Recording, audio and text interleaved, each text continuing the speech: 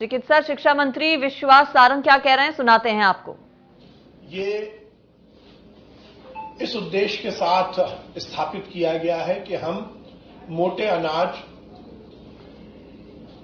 के प्रचार प्रसार, उसके उत्पादन और उसके उपयोग, इन तीनों आयाम पर काम करेंगे।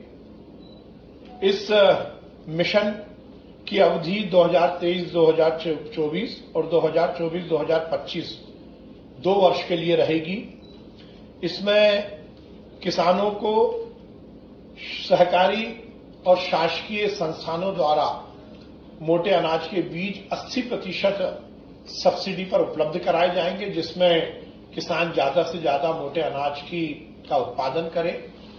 उसके साथ ही किसानों को इस उत्पादन के लिए अलग अलग स्तर पर कार्यशाला और प्रशिक्षण के कार्यक्रम आयोजित किए जाएंगे।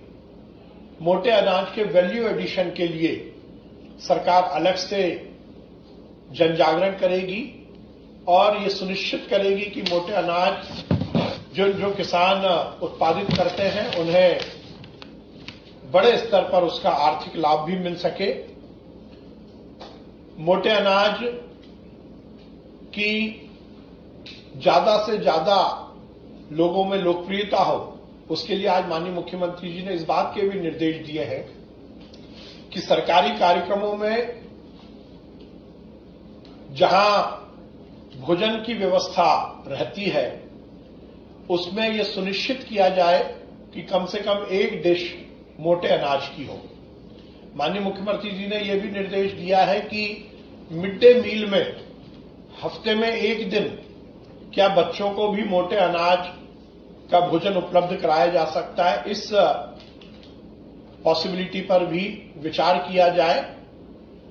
हॉस्टल्स में भी हफ्ते में एक दिन मोटे अनाज का उपयोग हो सके, इसको भी सुनिश्चित करने का माननीय मुख्यमंत्री जी ने निर्देश दिया है।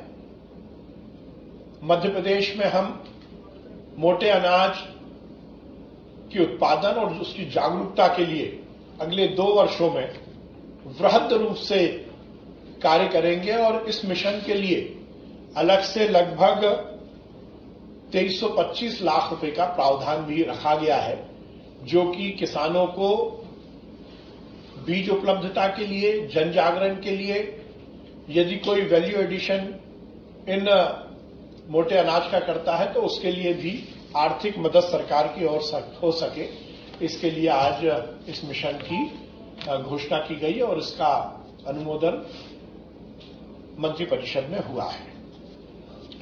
उसके साथ ही किसानों के हित में आज एक निर्णय और लिया गया है। गेहूं जो कि अनुसूचित कृषि उपज में इंगित है, उसके एक्सपोर्ट के लिए यदि किसान मंडी शुल्क देते हैं तो उसकी प्रतिपूर्ति का प्रावधान आज की मंत्रिपरिषद में निर्णय लिया गया है। उसके साथ ही विगत वर्ष ग्रीष्मकालिक मूंग, माननीय प्रधानमंत्री जी का जो सपना है कि किसानों की खेती फायदे में पहुंचे, माननीय मुख्यमंत्री जी का भी यही लक्ष्य है। मध्य प्रदेश इस बात को लेकर अग्रणी है कि हम तीसरी फसल के रूप में ग्रीष्मकालीन मूंग का बड़ा उत्पादन करते हैं और देश भर की ग्रीष्मकालीन मूंग की 40% उत्पादन मध्य प्रदेश में होता है।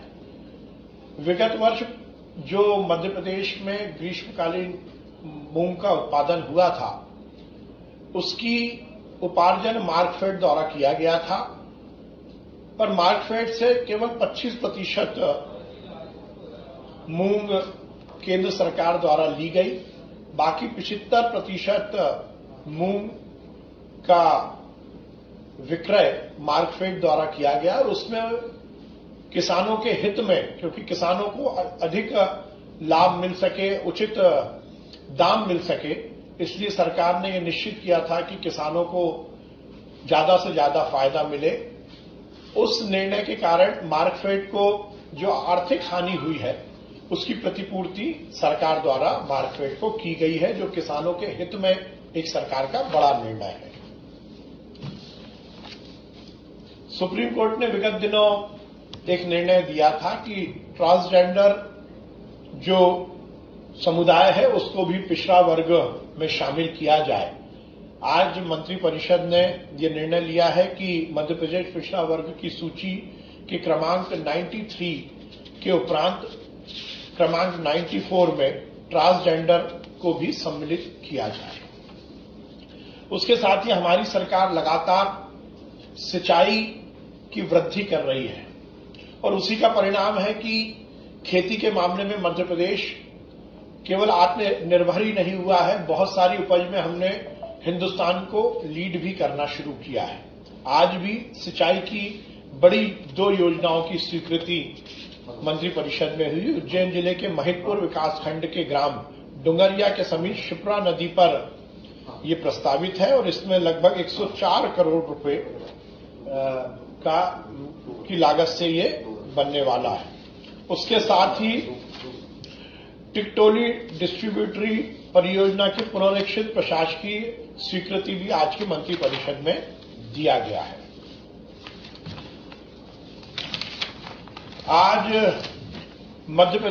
आज का दिन भी मध्य प्रदेश के इतिहास में अभी तक के सबसे बड़े इन्वेस्टमेंट के रूप में स्थापित हो रहा है। मुझे ये बताते हुए बहुत प्रसन्नता है कि आज मध्य प्रदेश की हमारी निवेश संवर्धन सब कमेटी जो कैबिनेट की है उसकी बैठक में माननीय मुख्यमंत्री जी की अध्यक्षता में ये निर्णय लिया गया है कि हम मैसर्स भारत पेट्रोलियम कॉर्पोरेशन को मध्य प्रदेश में अभी तक के सबसे बड़े इन्वेस्टमेंट के लिए बड़ी रियायतें देने का हमने निर्णय लिया है। बिना रिफाइनरी के कैंपस में ही भारत पेट्रोलियम कॉर्पोरेशन अपना एक विस्तारित प्लांट प्रस्तावित कर रहा है जिसमें लगभग 45,000 से 50,000 करोड़ रुपए का इन्वेस्टमेंट मध्य प्रदेश में आने वाला है। ये मध्य प्रदेश के इतिहास का सबसे बड़ा इन्वेस्टमेंट होगा। भारत पेट्रोलियम कॉर्पोरेशन बिना रिफाइनरी के कैंपस में ही ये प्लांट ला रहा है, ये विस्तारित प्लांट ला रहा है जिसमें गैसोलीन, डीजल, एलएलडीपी और एलडीपी प्रोलीप्रोपिलीन आदि का प्रोडक्शन होगा।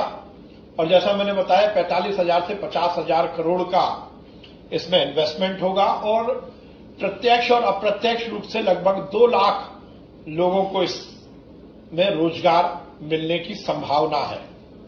भारत पेट्रोलियम कॉर्पोरेशन ने सरकार से कुछ रियायतें मांगी थी। माननीय मुख्यमंत्री जी के नेतृत्व में हम निवेश को लेकर बहुत सजग हैं।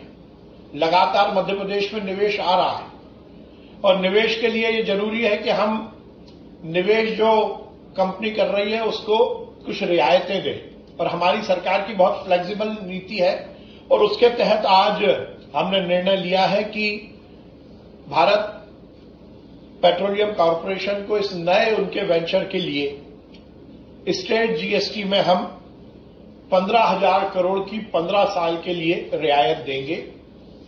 उसके साथ ही उनको हम 500 करोड़ रुपए का इंटरेस्ट फ्री लोन उपलब्ध कराएंगे और उसके साथ साथ उन्होंने बिजली में 1 रुपए पर यूनिट की रियायत मांगी है, उसको भी आज हमारी निवेश संवर्धन समिति ने अप्रूव किया है। ये मध्य प्रदेश के लिए बहुत प्रसन्नता की बात है कि माननीय शिवराज सिंह चौहान जी के नेतृत्व में मध्य प्रदेश के इतिहास का सबसे बड़ा इन्वेस्टमेंट भारत पेट्रोलियम कॉर्पोरेशन के माध्यम से बिना रिफाइनरी में आ रहा है। धन्यवाद।